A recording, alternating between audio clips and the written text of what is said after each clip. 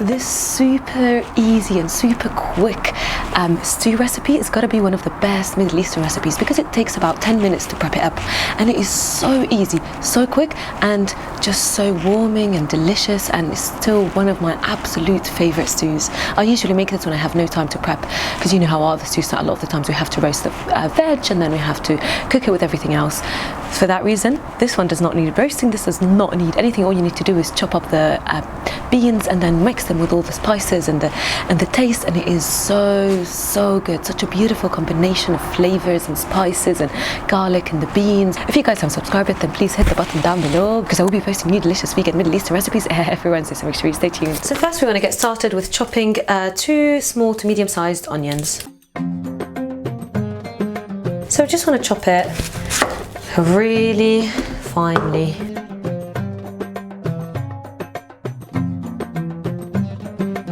Alright, and another onion. Why I love this recipe is because it is beyond quick. Like, honestly, it would take you 20 minutes to prep it up and have a ready nice hot meal. If you're growing beans especially, then you have to make this meal with your own beans. Just because there's something about, I mean, I could eat fresh beans every day forever, but having it in this meal with the garlic and everything else and the freshness of that amazing beans is probably one of the, oh my god, it's just so good. And you guys, yeah, so if you're out there and you grow beans, then please try this recipe with your homegrown beans. Oh my god, I'm crying so much. Alright, and now we want to do 2 tomatoes, 2 small to medium sized tomatoes. Just cut them in 4th, arba', as we say, quarters. It's funny how sometimes I have to say something in Arabic for me to remember what it is in English, because then I translate them like, oh yeah, arba', quarters.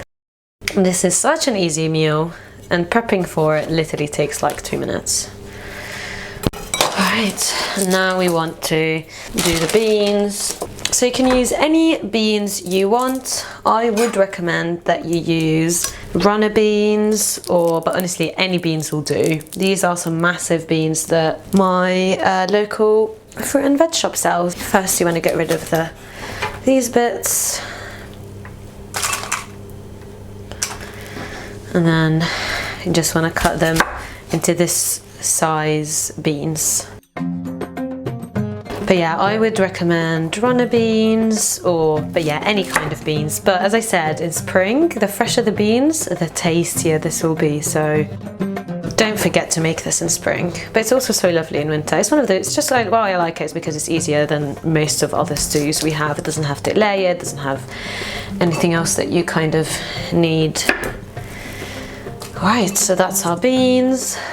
And now we just want to do the garlic, and then we're done with prepping. So we want 3 cloves of garlic, and we want to peel them and crush them. This meal is served with rice. If you guys want to learn how to make rice, then check out the link in the description below. I can teach you how to make rice the Palestinian way, and it's so nice. A few little extra steps that we do in Palestine that genuinely do make all the difference. Right, all peeled. Now let's crush those babies. So my tip would always be to put one at a time and then add some salt to make it pasty, and then just go for it.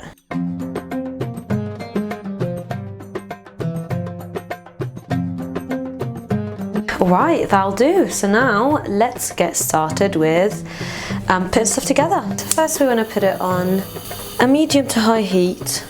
And we want to sprinkle some oil, any oil you want. Wait for it to be heated so then we can whack in the onions.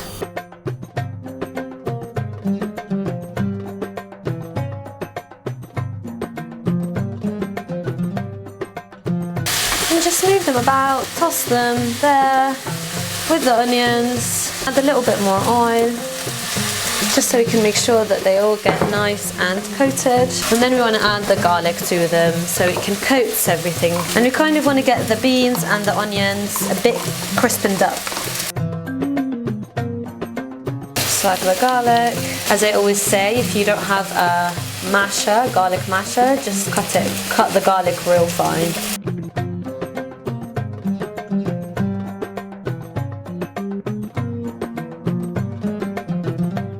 And just keep mixing them about.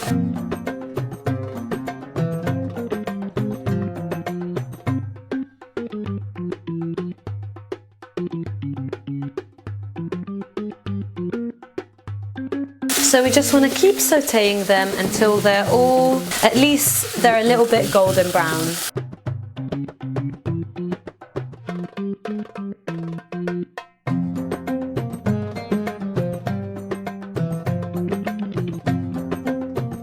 Alright, now let's add in the tomatoes. So we don't want to cook the beans too much that they're so soft. You want it to have that crunch. I mean, obviously it depends to you. Some people don't like crunchy vegetables.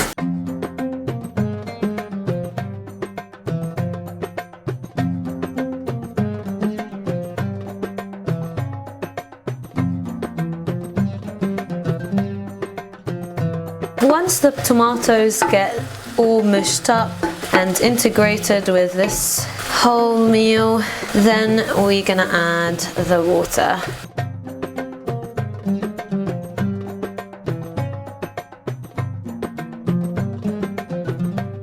We just want the tomatoes to really integrate with everything, with the garlic, with the onions, with the beans. Oh, it just smells too good. Too good. Now we want to add some water to make this stew sauce. As you guys can see, there's a lot of it's really funny how the difference between different cuisines. For example, Asian cuisines, a lot of the times to make a stew you always add coconut milk, but with us it's always water, but then the spices and everything else is what makes it. Right, depends how saucy you want it to be. I, as you all know, love things to be real so saucy. Alright, now we want to add the spices.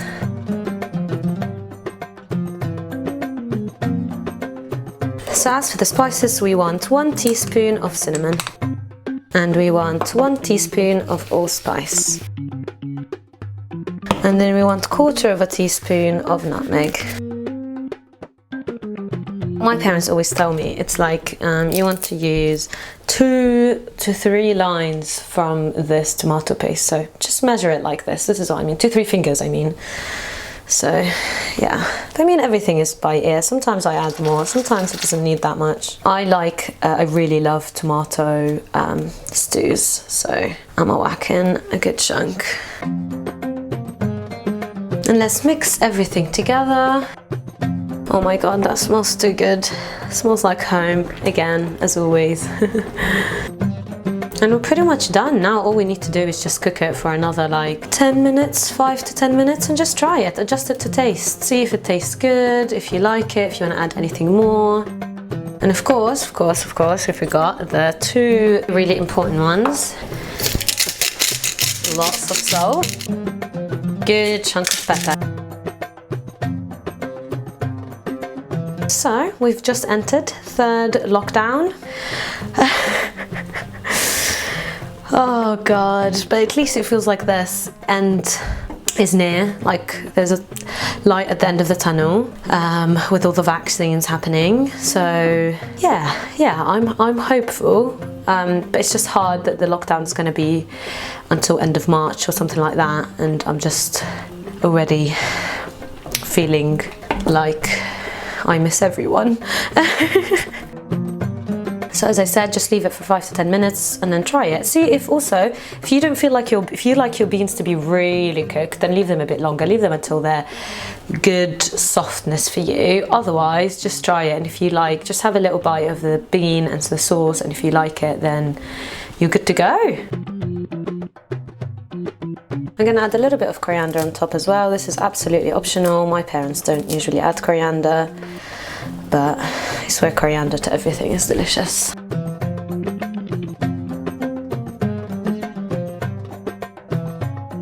Oh my god, that's so delicious. Tastes just like home. You have to try this, guys, because it's phenomenal. Absolutely phenomenal. And we're all done.